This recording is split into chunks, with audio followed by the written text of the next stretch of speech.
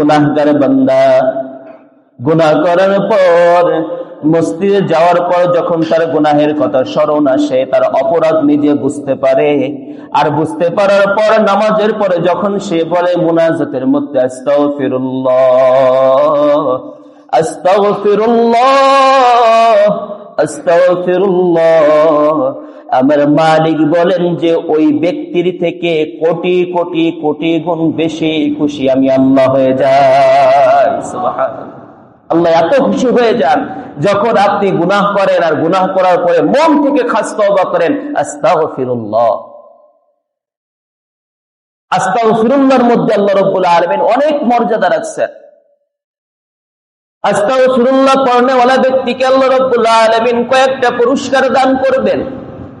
বেশি বেশি আস্তাগফিরুল্লাহ পড়ার কারণে আল্লাহ রাব্বুল আলামিন ওয়াদা করতেছেন 5 ওয়াক্ত নামাজের পরে সর্বসময় আমার বান্দা যদি বলে আস্তাগফিরুল্লাহ আস্তাগফিরুল্লাহ আস্তাগফিরুল্লাহ, আমি বান্দার মর্যাদা কোটি কোটি কোটি গুণ বৃদ্ধি করে দিব।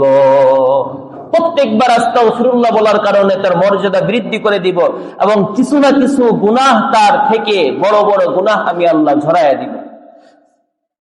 আস্তাগফিরুল্লাহ যদি জাতির সমস্ত ব্যক্তিরা বলে, আমি মালিক ওই জাতির উপরে রহমতের বৃষ্টি আসমান থেকে নাজিল করব। আস্তাগফিরুল্লাহ আমার বান্দা যদি বলে, আমি বান্দাকে দুনিয়ার নিয়ামত ধন সম্পদ দিয়ে বৃদ্ধি করে দিব। আস্তাগফিরুল্লাহ যদি আমার বান্দা বলে, আমি আমার বান্দাকে নেক সন্তান দান করব। আস্তাগফিরুল্লাহ যদি আমার বান্দা সর্বসময় পড়তে থাকে জিকিরের মতো। যারা রিসর্টে গেছেন, কক্সবাজার গেছেন, চেয়ার দেখবেন ওই চেয়ার গুলা সাধারণ চেয়ারের মতো না, এরকম হেলান দিয়ে থাকে। ওই চেয়ারের পাশে আবার প্রেমিক প্রেমিকা থাকে, তারা গল্প গুজব না করলে বলে শান্তি লাগে না। তার মানে গুনাহের দিক দিয়ে প্রতিযোগিতা হয়।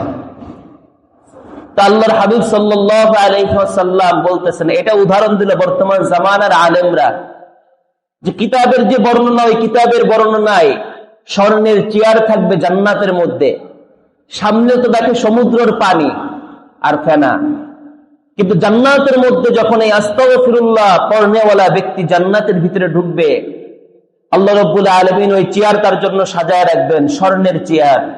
চেয়ারে হেলান দিবে, আর তার পাশে থাকবে তার স্ত্রী। বলেন সুবহানাল্লাহ, হালাল স্ত্রী।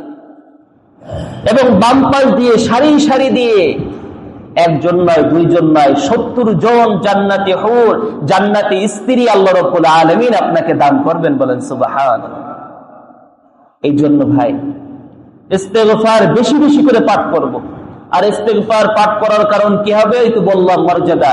আল্লাহ রাব্বুল আলামিন যদি ইস্তেগফার আপনার কবুল করেন, তা আপনার জবানটা মুস্তাজাবুদ দাওয়া হয়ে যাবে, আপনার জবানে খারাপ কোনো কথা আসবে না। মালিকের কাছ থেকে ওই ইস্তেগফার পড়নেওয়ালা জবান দিয়ে যা কিছু চাইবেন, আমার মালিক আপনাকে তাই দান করবেন। সুবহানাল্লাহ। এই জন্য আল্লাহ রাব্বুল আলামিন আমাদেরকে ইস্তেগফার বেশি বেশি পড়নেওয়ালা বান্দার কাতারে কবুল করে নিক। সকলে বলেন আমিন।